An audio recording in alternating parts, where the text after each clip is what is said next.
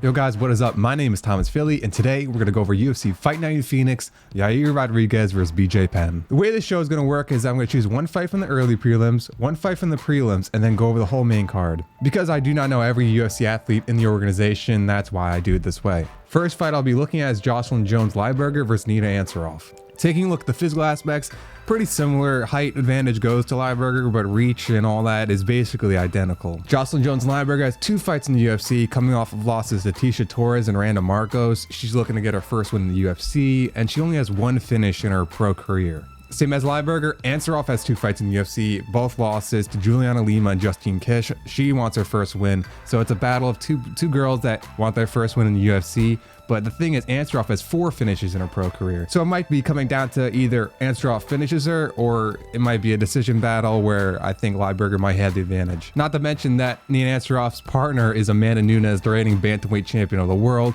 That's something to look at. Maybe momentum will push towards Ansaroff's way. The pick I would be going with is Neeta Ansaroff. Based off of just her finishing capability, I feel like she has a better chance to finish the fight if the fight were to be stopped. And I feel like with Amanda Nunes in her corner, she's had the momentum going with her with wins over, Miesha Tate and Ronda Rousey and all that. Next fight I'll be looking at on the FS1 prelims is Frankie against Augusto Mendes. Once again, they match up pretty well physically, right around the same height and the same reach, so pretty identical. 5 fights in the UFC for Frankie Saenz. He has lost 2 in a row to Uriah Faber and Eddie Wineland, but he wants to snap that streak, and I feel like he does have the possibility of doing that. He has more experience in the UFC than Augusto Mendes, who I'll get to in a second, but the thing is that he's earned decisions in all of his UFC wins, so that's probably how he's going to do it. 1 fight in the UFC for Augusto Mendes. He did lose to Cody Garbrandt, the champion of the bantamweight division right now at this very moment in time.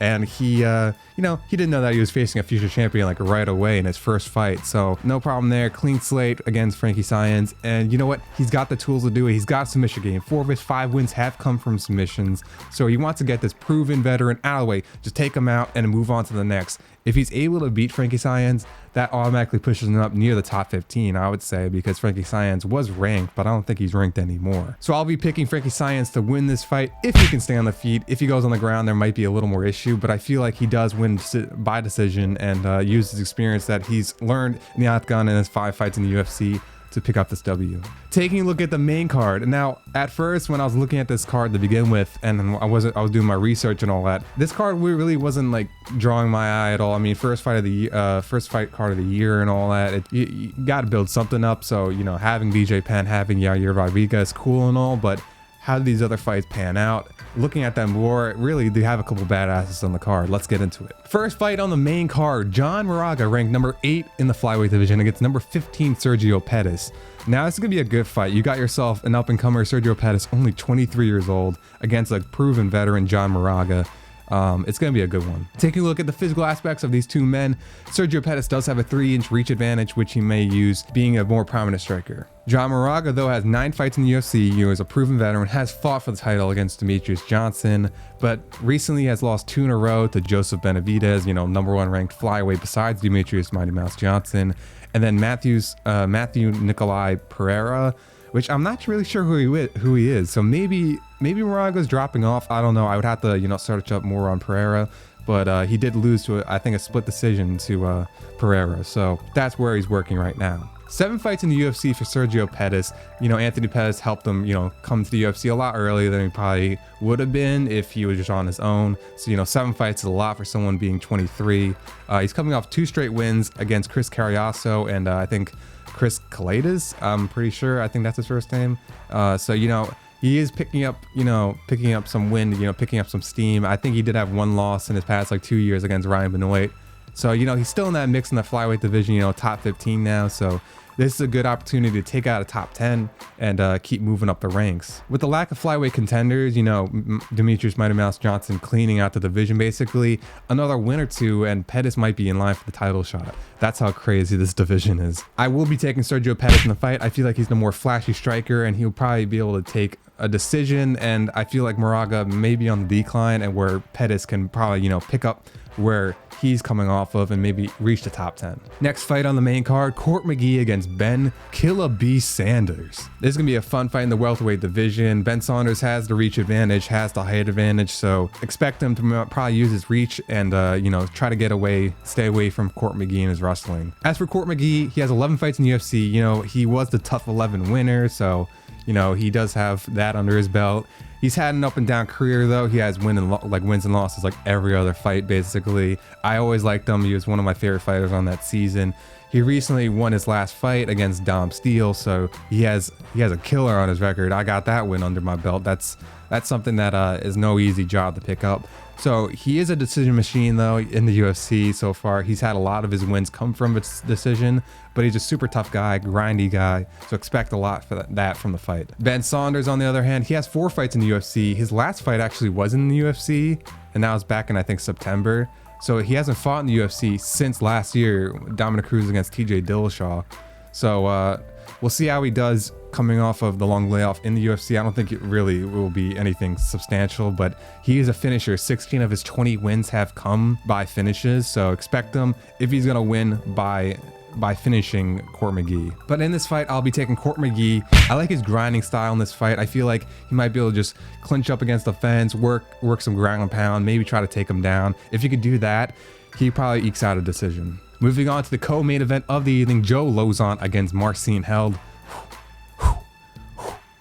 Taking a look how they match up physically, it's pretty similar. I mean, height advantage basically similar, reach advantage basically similar. So a lot of these guys, match up pretty well physically. Lauzon, of course, is a proven veteran. I'll keep saying that throughout this whole thing, but 22 fights in the UFC. I think that's the most fights in the UFC besides BJ Penn, and BJ Penn's a legend. So I think Lauzon's a legend in his own way. He's a tough veteran. He fought, I forget which tough it was, but he's fought and tough, so he has fair share of wins there. He's not the most consistent fighter. He's had some losses mixed in with his wins. He did finish Diego Sanchez, who hasn't been finished ever in his career, back in July, but he's coming off of a close decision loss to Jim Miller. Could have gone either way. I think I saw it Lauzon anyway, so I mean, really can't count as like huge loss on his record, but that's where he's working right now. One fight in the UFC for Marcin Held. He's mostly like a Bellator prospect beforehand, and coming over to the UFC, his first fight was against Diego Sanchez back in November. He did lose to Diego Sanchez by decision, and Diego Sanchez was finished by Lauzon, and that's the only thing I mentioned last time with Lauzon. So, it's kind of like a love triangle, kind of, but not really. 12 of his 22 wins have come from submissions, so if you're going to see Marcin Held win, I think majority of the time will be by submission. But in this fight, I'll be taking Lauzon. And I'm using MMA logic, which never works. If Lauzon beats Diego Sanchez and Diego beats Marcin Held, shouldn't that mean Lauzon would beat Marcin Held? That's my logic right there. I know that's usually never the case, where one guy beats one guy, but then the other guy can beat the other guy. It's all confusing in MMA, and that's why I love the sport. So I am taking Lauzon. I think his 22 fights in the UFC will pay off, and he'll be able to get the job done. Taking a look at the main event of the evening, Yair Rodriguez against BJ Penn. We got a legend against an up-and-comer. Who wins this fight? Taking a look at the physical aspects of the fight, Yair Rodriguez is the taller man, and he does have the 1-inch reach advantage, which really doesn't mean anything. It's really not substantial at all. BJ Penn would probably be the slower one in this fight. Yair Rodriguez being 24, BJ Penn being 38.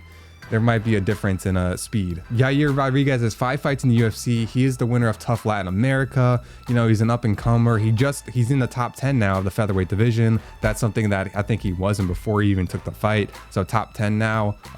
He's a flashy striker. I mean, you see his knockout on Audrey Feely, and his battle with Caceres in Utah, I think it was, or somewhere around there. That was a fun fight to watch, because a bunch of karate guys just jumping around doing kicks and all that. It was a fun fight to watch. So he's coming off of a main event win over Caceres, and he's had a couple wins in the UFC. He's no slouch on the ground either. He does have a pretty good ground game from what I saw from the countdown segment on the UFC website. This is the second main event, and he's only 24, so really he's still young, and being in the top 10, being able to prove himself against a legend like BJ Penn right now is something that you know, is super nice for his career, and he'd be able to use that going down the road. And then, you know, no further introduction, BJ Penn, you know, his whole career basically has been with the UFC. You know, he's already a UFC Hall of Famer. What does he have to prove, though? You know, he hasn't won since November 2010. And his last fight was against Frankie Edgar, and I think an Ultimate Fighter finale, and he did lose in the third round to TKO. He didn't look that great. And it's tough, you know, making a comeback now at age 38. He does have a new camp. I think he's training with Jason Perillo with boxing, but then he's going to Jackson Winklejohn, you know, for majority of his MMA training. Is this going to help him? I don't know. We haven't seen him in 2 years, 2 or 3 years, something like that. What BJ Penn will we see? Will we just see a new resurgence where he takes the featherweight division by storm? I don't know. It's hard to think like that. A lot of optimistic people, a lot of optimistic BJ Penn fans hope that he just comes out and just puts on a show and becomes his old form, but it's really tough to, you know, imagine. So in this fight, I'll be taking Yair Rodriguez. You know, you take the guy that's hot right now, the guy that's just taking out everybody at the very moment of time. You think he gets the job done either by TKO or he does win another decision. It's tough to see BJ Penn win this fight, but if he does, man, it will be a hell of a story to start 2017. I'll tell you that much. So that's it, guys. Thank you for watching. If you guys enjoyed it, want to give tips, tricks, you know, feedback, advice on how this whole video came out and all that, please leave them down below. Leave your picks down below on who you think is going to win. Do you think BJ Penn will make a miraculous comeback and win his first UFC fight in I think like 7 years? Not 7 years, 6 years, but you know what I mean. Yeah, so if you guys enjoy the video, please leave a like too, subscribe if you want more UFC content. If you guys want me to go over the UFC event after the fight, I can do that too. And then, you know, I'll try to be going over every UFC event that comes out in that week. I'll see how everything goes and all that, but I do enjoy, you know, going over the UFC. I like talking about it. So if you guys enjoy it too, you know, subscribe, do it. So that's it, guys. I'll see you guys later. Peace.